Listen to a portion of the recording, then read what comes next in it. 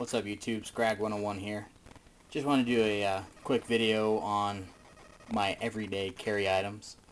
Here in the great state of Utah, we are allowed to carry concealed weapons, and the concealed weapons permit is pretty simple to get actually, and I highly recommend anybody that's capable of getting it to get theirs. Whether or not you plan to carry, it's just one of those things that, you know, the number of people with them and being safe with them will just show the federales and everybody else who wants to take away our gun privileges and gun rights that you know, there are good people out there that do carry concealed weapons, and they do carry them safely. So to get things started, we do have a safety checked firearm here. It's right down there. No clip in the gun. Chamber's empty. But the handgun that I carry every day, it's a full-size Smith & Wesson M&P 9mm. I carry it with the medium-sized palm swell. It's a very, very comfortable gun.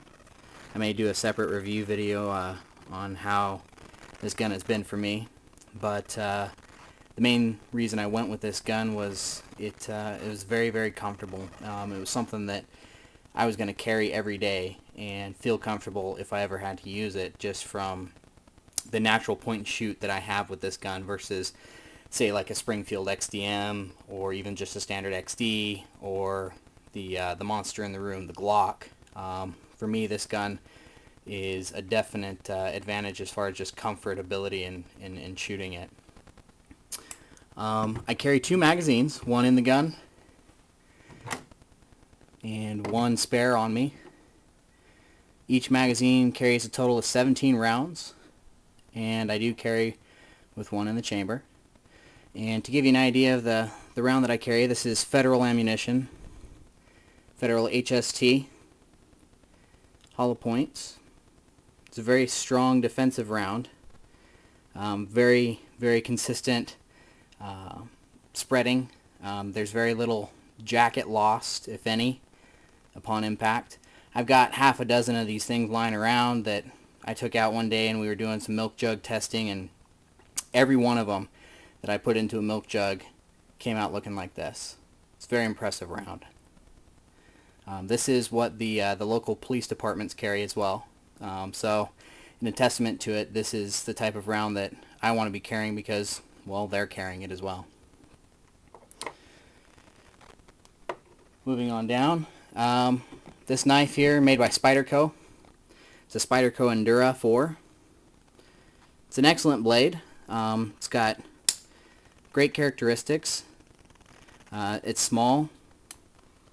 It's not too big in you or on you. The pocket carry is very deep too.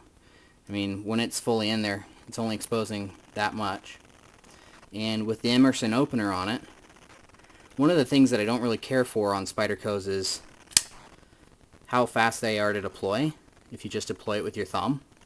It takes a little practice with this, but you can do it without too much effort.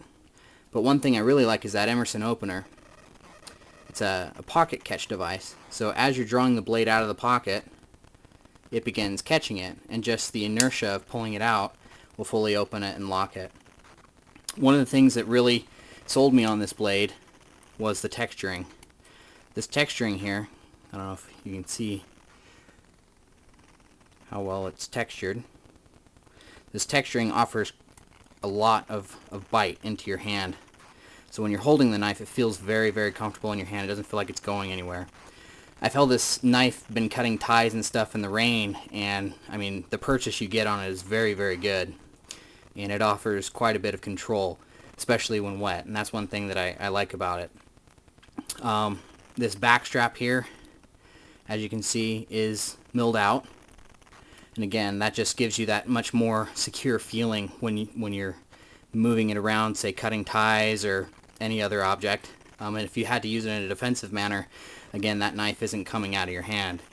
It has texturing both this way, so for if you're pulling it, and this way, so if you're driving it, you don't feel like your hand is going to pass past this point and cross the blade at any time.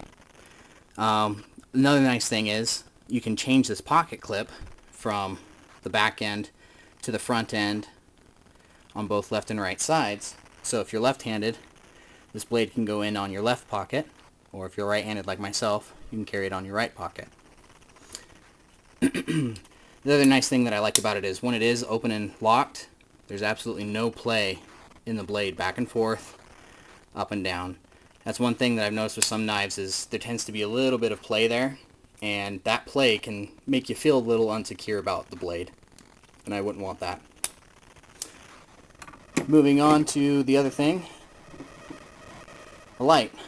I don't know how many times I've used this flashlight, but it's just about every day, from trying to find something under a seat to looking inside a barrel to check the level of fluid on something, all the time. It's a Coleman Max, and I get a lot of grief from some of my other friends that have everyday carry items because, well, they carry the more expensive Surefires and Phoenix lights and things like that. But for $25 at Walmart, this light puts out nice beam. I would compare it easily to the Phoenix and Surefire lights, some of their lower end lights. This light is rated at 115 lumens, and I would definitely say that it's at least 100 lumens, if not the 115 like they advertise.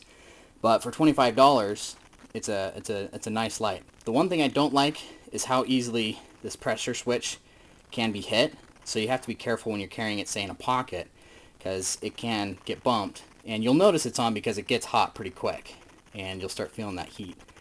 But definitely advise you carrying a light if you're going to carry. I've had to find my keys once that fell out of my pocket at a restaurant when we got out of the car. My backup keys that I carry with me just fell right out of my pocket. I heard them, but I didn't see where they went, and was able to locate them with these. It was at night. Another thing, and I picked this up based on another YouTuber, Nut and Fancy's suggestion. This is the Leatherman Juice S2. Again, it's one of those items that until you have one, you don't realize how useful they are. I mean, I'm constantly using this thing from the knife as a utility knife. That way my blade stays nice and sharp on my main knife. But it has a nice utility knife. The scissors on it are awesome. I mean, you wouldn't expect the scissors on this to be as good as they are, but they're top notch. But it's one of those items that you don't realize how bad you needed one until you've had one for a while. And whenever I forget this thing, like if I'm going out to do some yard work and I leave it on the counter at home, I'm like, hey, man, I gotta get this, this screw out or something like that, and I'm having to run inside and grab it. So constantly using it. Another thing that I suggest is a cell phone. Go over this real quick. I don't like the idea of doing a cell phone that doesn't have actual buttons. In using this, whenever I have to, say, dial a phone number while I'm driving down the road, I have to stop. I can't feel where my buttons are, and it kind of annoys me. But it does have decent quality in the video when you're taking a picture. And that's the main reason for, in my opinion, having a phone like this that does take pictures, is if you ever have an accident or something like that, you can record the evidence that you need for, who's at fault and things like that. Pen. Any pen will do. Suggest carrying a pen or a pencil, any kind of writing utility in case you have to take notes. You see a friend, you get his number, that kind of thing. The holster, real quick. This holster is custom made by a friend that I actually work with. His name's Jason Christensen. You can look him up on Facebook.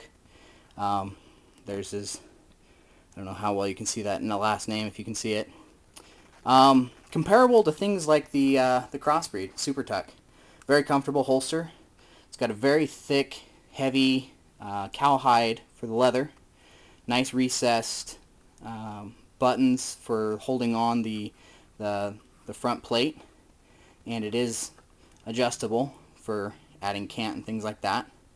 But very comfortable holster. I haven't worn a Crossbreed, but I've seen them, and I know that they're not built as well as this is. So that's a look at my everyday carry. Thanks for checking it out, and I'll talk to you next time.